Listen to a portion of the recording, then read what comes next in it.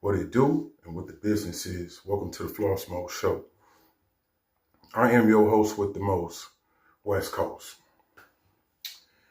You know, sad to say that the world will be a much better place without racism. But say I'm strange, say I'm weird, I like the upfront racism.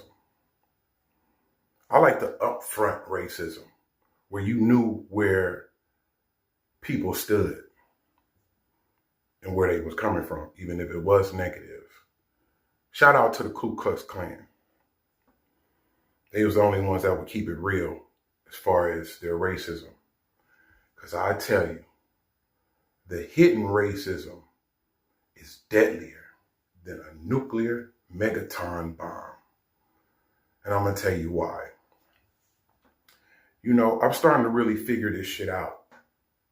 I'm really starting to really sit down and see the keys and basics of what's really going on. And what I see is that white people rather go through and put their people through times where they're unsure and fearful of their livelihoods and all of that. They rather put their white people through that than to give us our reparations and give us our just due. What the fuck do you think we're going to do with the money when they give us the money? We're going to spend it right back in America. It could help America.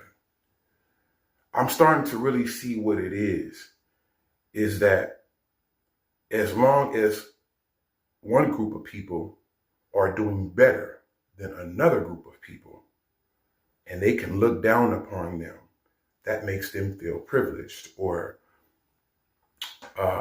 privileged, basically, to look down upon somebody.